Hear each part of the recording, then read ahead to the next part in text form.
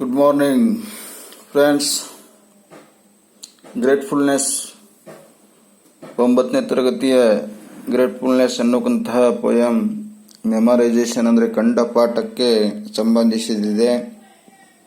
ಈ ಪೋಯಮನ್ನು ಬರೆದವರು Joseph T Rinaldi ಅವರು ಬರೆದಿದ್ದಾರೆ.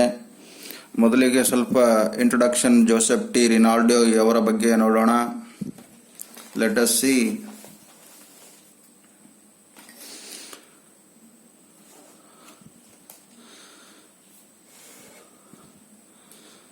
Joseph T. Rinaldi, originally from Wittenberg,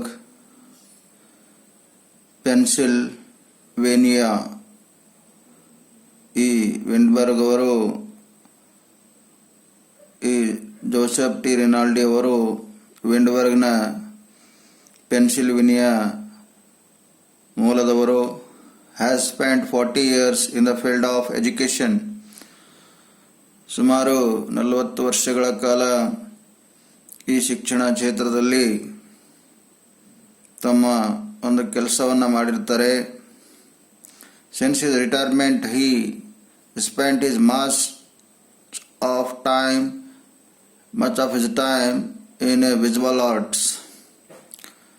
visual arts ಬಗ್ಗೆ ತಮ್ಮ ಒಂದು ಸಮಯವನ್ನು ಕೂಡ ಬಹಳಷ್ಟು ಕಳೆದರು. Especially writing, painting, drawing and wood craft. ಅದರಲ್ಲಿ ರೈಟಿಂಗ್ ಆಗಲಿ ಅಥವಾ ಪೇಂಟಿಂಗ್ ಮಾಡೋದರಲ್ಲಿ, ಡ್ರಾಯಿಂಗ್ ಮಾಡೋದರಲ್ಲಿ, ಮತ್ತು ವುಡ್ ಕ್ರಾಫ್ಟ್ ಅಂದರೆ ಆ ಒಂದು ಅರಣ್ಯ ವಿಜ್ಞಾನದ ಬಗ್ಗೆ ಅಥವಾ ಆ ಒಂದು ಕಟ್ಟಿಗೆಯಿಂದ ಮಾಡೋಕ್ಕಂಥ ಒಂದು ಕಲೆ ಆಗಿರ್ಬೋದು. ಅದರಲ್ಲಿ ಅವರು ತುಂಬ ತಮ್ಮ ಸಮಯವನ್ನು ಕಳೆದಿರ್ತಾರೆ. His popular poems are a binding relationship. ಇವರ ಕೆಲವು ಪ್ರಮುಖ ಪೋಯಮ್ಸ್ಗಳು ಯಾವುವು ಅಂದರೆ a binding relationship, a birthday greeting and a bountiful harvest ಇವರ ಪ್ರಮುಖ ಪೋಯಮ್ಗಳಾಗಿದ್ದವು. He is the author of the willing wind ಎನ್ನುವಂತಹ ಒಂದು ಸಬ್ಜೆಕ್ಟ್ನ ಅಥರ್ ಆಗಿದ್ದರು. ಮತ್ತು a tale of love and obsession and an assortment of poetry. ಈ ರೀತಿಯಾಗಿ ಅವರ ಕೆಲಸಗಳು ದ ವಿಲ್ಲಿಂಗ್ ವಿಂಡ್ ಸಂಪಾದಕರಾಗಿದ್ದರು, ಮತ್ತು tale love of and obsession ಅದರದ್ದಾಗಿದ್ದರು. ಮತ್ತು ಅವರು ಅನೇಕ ಪೊಯಿಟ್ರಿಗಳನ್ನು ಸಂಗ್ರಹ ಮಾಡ್ತಿದ್ರು. His poem graduation day is the most read of all the poems he has written. ಅವರ ಒಂದು ಪ್ರಮುಖವಾದ ಒಂದು ಪೋಯಮ್ ಯಾವುದಪ್ಪ ಅಂದರೆ ಗ್ರ್ಯಾಜುಯೇಷನ್ ಡೇಸ್ ಅಂತ ಇದೆ. ಅದು ಎಲ್ಲ ಸಮಯಕ್ಕೆ ಯಾವಾಗಲೂ ಬಹಳ ಜನಪ್ರಿಯವಾಗಿ ಓದುಗರಿಗೆ ನೆಚ್ಚಿನ ಒಂದು ಪೋಯಮ್ ಆಗಿತ್ತಂತೆ. ಸೊ ನಾವು ಇವರು ಪೋಯಮ್ ಏನಿದೆ ಗ್ರೇಟ್ಫುಲ್ನೆಸ್ ಬಗ್ಗೆ ನಾವು ಇವಾಗ ನೋಡೋಣ. ಗ್ರೇಟ್ಫುಲ್ನೆಸ್ ಅಂದರೆ ಕೃತಜ್ಞತೆಗಳು. ಯಾರಿಗೆ ಕೃತಜ್ಞತೆಗಳು ಹೇಳ್ತಾ ಇದ್ದಾರೆ ಅದರ ಬಗ್ಗೆ ಸ್ವಲ್ಪ ನೋಡೋಣ. I am grateful for the ice that I can see. ಅಂದರೆ ನಾನು ತುಂಬ ಧನ್ಯವಾದಗಳನ್ನು ಹೇಳ್ತೇನೆ, ನನಗೆ ಕಣ್ಣುಗಳಿವೆ. ಕಣ್ಣುಗಳು ಯಾರು ಕೊಡ್ತಾರೆ? ಇದು ನಮ್ಮ ಮಾನವ ದೇಹ, ಪ್ರಕೃತಿಯ ಒಂದು ನಿರ್ಮಿತವಾದ ದೇಹ ಆಗಿರುತ್ತದೆ. ಅದಕ್ಕೆ ಬಹುಶಃ ಇವರು ದೇವರಲ್ಲಿ ಕೇಳ್ಕೊಳ್ತಿದ್ದಾರೆ, I am grateful for the eyes that I can see the activity that can be done by me. ನನಗೆ ಕಣ್ಣನ್ನು ಕೊಟ್ಟಿದ್ದೀಯಾ ನೀನು ದೇವರೇ. ಆ ಕಣ್ಣಿನಿಂದ ನಾನು ಮಾಡ್ತಿರತಕ್ಕಂಥ ಕೆಲಸವನ್ನು ನಾನು ನೋಡ್ತೀನಿ, ಅದಕ್ಕೆ ನನಗೆ ತುಂಬ ಖುಷಿ ಆಗ್ತದೆ. ಮತ್ತೇನು ಹೇಳ್ತಾರೆ, I am grateful for the years that I may here. ನನಗೆ ನೀನು ಕಿವಿಗಳನ್ನು ಕೊಟ್ಟು ಕೇಳಿಸಿಕೊಳ್ಳುವ ಸಲುವಾಗಿ ನಾನು ನಿನಗೆ ತುಂಬ ಆಭಾರಿಯಾಗಿದ್ದೇನೆ. ತುಂಬ ಏನದ ಅಂದರೆ ಕೃತಜ್ಞನಾಗಿದ್ದೀನಿ ಅಂತ ಇಲ್ಲಿ ಹೇಳ್ತಿದ್ದಾರೆ. The sobbing of those who need me near. ಯಾರು ತಮ್ಮ ಕಷ್ಟಗಳನ್ನು ಹೇಳಿಕೊಂಡು ನನ್ನ ಹತ್ರ ಬರ್ತಾರಲ್ಲ, ಅವರ ಕಷ್ಟಗಳನ್ನು ಕೇಳೋದಕ್ಕೆ ನೀನು ನನಗೆ ಕಿವಿಗಳನ್ನು ಕೊಟ್ಟಿದೀಯಾ, ಅದಕ್ಕೆ ನಿನಗೆ ತುಂಬ ಧನ್ಯವಾದಗಳು ಅಂತ ತಮ್ಮ ಒಂದು ಈ ಸೊನೆಟ್ನಲ್ಲಿ ಹೇಳ್ತಾ ಇದ್ದಾರೆ. ಮತ್ತೇನು ಹೇಳ್ತಾರೆ ನೋಡಿ, I am grateful for the lips that I my speak. ನನಗೆ ಮಾತನಾಡೋದಕ್ಕೆ ತುಟಿಗಳನ್ನು ಕೊಟ್ಟು ಅದಕ್ಕೂ ಕೂಡ ನಿನಗೆ ಕೃತಜ್ಞತೆಗಳು ಅಂತ ಇಲ್ಲಿ ಜೋಸೆಫ್ ಟಿ ರಿನಾಲ್ಡಿ ಅವರು ಹೇಳ್ತಿದ್ದಾರೆ.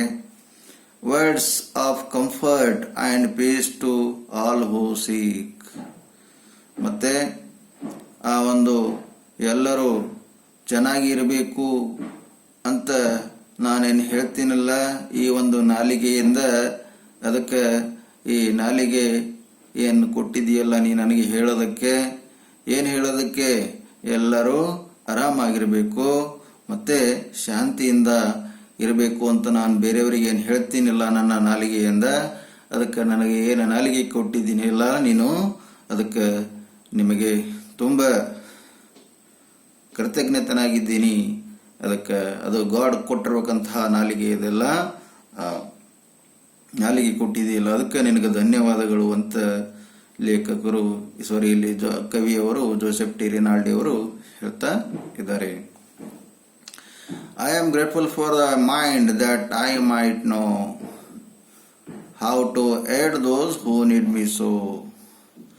ನನಗೆ ನೀನು ಬುದ್ಧಿಯನ್ನು ಕೊಟ್ಟು ಅದರ ಸಲುವಾಗಿ ಕೂಡ ನಾನು ನಿನಗೆ ತುಂಬ ಕೃತಜ್ಞತನಾಗಿದ್ದೀನಿ. ನನ್ನ ಬುದ್ಧಿಯಿಂದ ನಾನು ಬೇರೆಯವರಿಗೆ ಹೆಲ್ಪ್ ಮಾಡಬತ್ತೀನಿ. ಒಂದು ವೇಳೆ ನೀ ನನಗೆ ಮೈಂಡನ್ನೇ ಕೊಡ್ತಿಲ್ಲಲ್ಲ ಅಂದರೆ ನಾನು ಬೇರೆಯವರಿಗೆ ಹೇಗೆ ಹೆಲ್ಪ್ ಮಾಡ್ಬೋದು? ಯಾರೋ ನನ್ನ ಹತ್ರ ಸಲಹೆ ಕೇಳೋದಕ್ಕೆ ಬರ್ತಾರೋ ನನ್ನ ಬುದ್ಧಿಯಿಂದ, ನನ್ನ ಮೈಂಡ್ನಿಂದ ನಾನು ಅವರಿಗೆ ಸಹಾಯವನ್ನು ಮಾಡ್ತೀನಿ, ಅವರಿಗೆ ವಿಷಯಗಳನ್ನು ಹೇಳ್ತೀನಿ. ಅದಕ್ಕೆ ನಿನಗೆ ತುಂಬ ಕೃತಜ್ಞತೆಗಳು, ಯಾಕಂದರೆ ನೀ ನನಗೆ ಮೈಂಡ್ ಕೊಟ್ಟಿದೀಯಾ ಅಂತ ಇಲ್ಲಿ ಕವಿಯವರು ಹೇಳ್ತಾ ಇದ್ದಾರೆ. ಮತ್ತೇನು ಹೇಳ್ತಾರೆ ನೋಡ್ರಿ, I am grateful for the hands that I might do. ನನಗೆ ಕೈಗಳನ್ನು ಕೊಟ್ಟು ಏನೇ ಕೆಲಸ ಮಾಡಬೇಕಾದ್ರೂ ಮನುಷ್ಯನಿಗೆ ಕೈಗಳು ಅತಿ ಅವಶ್ಯಕ. ಅದಕ್ಕೆ ದೇವರೇ ನೀ ನನಗೆ ಕೈಗಳನ್ನು ಕೊಟ್ಟಿದೀಯಾ, ಅದಕ್ಕೂ ಕೂಡ ನಿನಗೆ ತುಂಬ ಧನ್ಯವಾದಗಳು. Some orders are some simple task for you. ಅದಕ್ಕೆ ಕೆಲವೊಂದು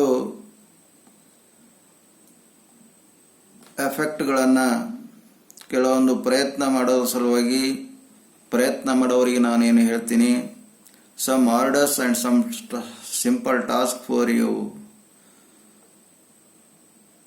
ಜನ ತಮ್ಮ ಕೆಲಸದಲ್ಲಿ ಕೈಗೊಳ್ತಾರೆ, ಅಂಥ ಒಂದು ಸಂದರ್ಭದಲ್ಲಿ ಅವರೇನು ಕೆಲಸ ಮಾಡ್ತಾ ಇರ್ತಾರಲ್ಲ, some orders involving a lot of effort. ಜನ ತಮ್ಮ ಕೈಗಳಿಂದ ಕೆಲಸ ಏನು ಮಾಡ್ತಾರಲ್ಲ,